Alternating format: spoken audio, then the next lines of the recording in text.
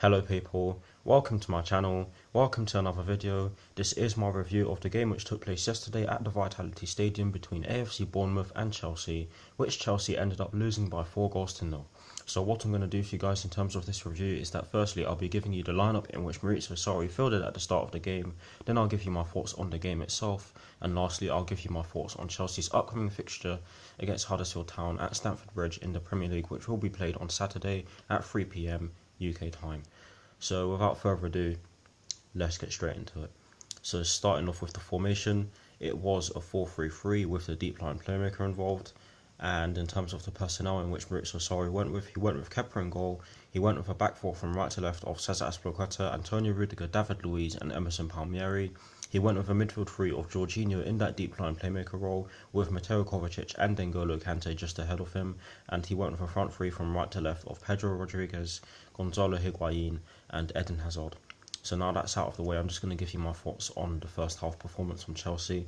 I thought that we were the better team in the first half. We created many chances, but we just didn't put them away, which is something that's been happening with Chelsea for pretty much for a small part of the season so far. But yeah, we were the better team in the first half. We just didn't put our chances away. Bournemouth did have a few chances, but they also didn't put them away. So overall, I think that the first half performance was excellent from Chelsea. But getting into my thoughts on the second half, which is what I'm sure you lot are all waiting for. Oh my gosh, the second half performance absolutely dreadful. I'm just gonna put it like this: we concede inside 2 minutes of the restart. As soon as that happened, I knew that there was a chance that we were going to get absolutely slaughtered by Bournemouth, because they do have some really good players. But in the second half overall, we were atrocious, defending atrocious, going forward we were absolutely shocking. I'm not even going to go into detail in terms of the goals in which Bournemouth scored. I'm just going to say that they scored 4 really good goals, and based on the goals they scored, I mean the type of goals they scored, they thoroughly deserved the win. They put us under so much pressure in the second half. I think that every single player was poor except Kepa. Some people think that Kepa was poor because he conceded 4 goals, but you can't exactly blame him for what's going on in front of him, because every single player except Kepa in that second half was absolutely inept. Not good enough. Bournemouth deserved the win. Let me just say that. Bournemouth thoroughly deserved the win, so credit to them. And that's their first victory over us at their ground since they've been promoted, which was back in 2015, if I'm not mistaken. But yes, overall, the performance, not great at all. And I think that Maurizio Sarri needs to take some blame as well. I think that Maurizio Sarri needs to take blame because he needs to come up with a plan B in terms of formations.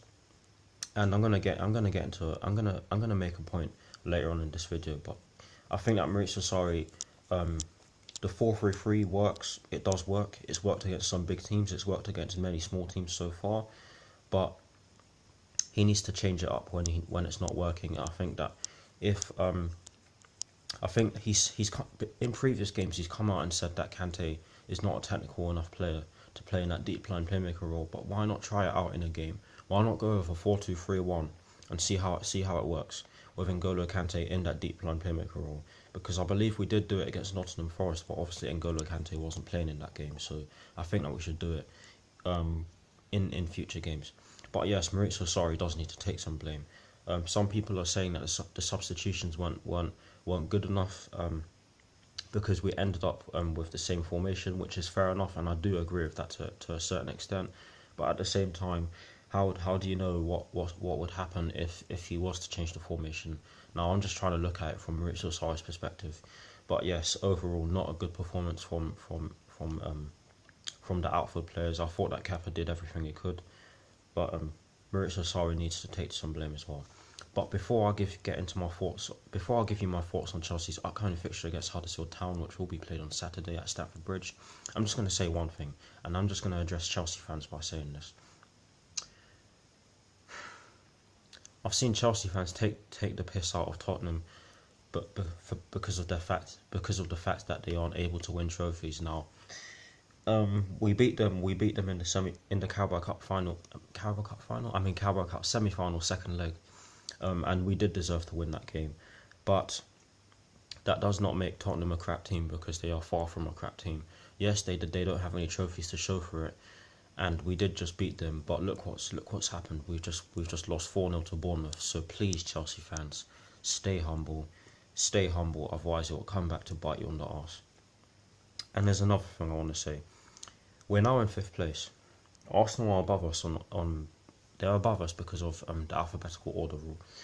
So we've dropped out of the top. We've dropped out of the top 4. My point is that if we've sacked Antonio Conte and he finished 5th last season, I mean he took us to 5th place last season, shall I say? What was the point in sacking him if Maurizio Sarri is likely to finish in 5th place now? Because obviously we're currently in 5th place and the players don't look like they have any idea what they're doing. I hope I articulated that point well. Maybe I'll give it another shot. I don't see the point of us sacking Antonio Conte when Maurizio Sarri gets a stronger squad and they aren't responding to him. I don't see the point. Maybe the only factor I can think of is the fact that the players didn't want to play for Antonio Conte. But other than that, it's just pointless. At this rate, this managerial merry-go-round is going to continue. But that's enough of that. I'll talk about that in another video. I'll maybe talk about that in my Chelsea versus Huddersfield Town preview, which will be out tomorrow. And by the way, I will be doing a transfer window roundup. But yes, getting into my thoughts on Chelsea's upcoming fixture against Huddersfield Town, I think that will be a tough game. Huddersfield Town do have a new manager. I do not know the name of their new manager just yet. But if you remember correctly, last season, they played really well. I thought that we did deserve to win that game where we drew 1-1 at Stamford Bridge against them because of the amount of chances we had. But they do have a new manager and they are pretty much in the same position or a similar position as they were at the end of last season. So I wouldn't be surprised if they try to make it very difficult for us. But yeah, that is the end of this review. I hope you all enjoyed it. I'll see you all very soon. Like, comment and subscribe to my channel. I do have a new Facebook page, by the way, and I will put a link to it in the description box below. But that is the end of this video. Come on, you Blues, and peace.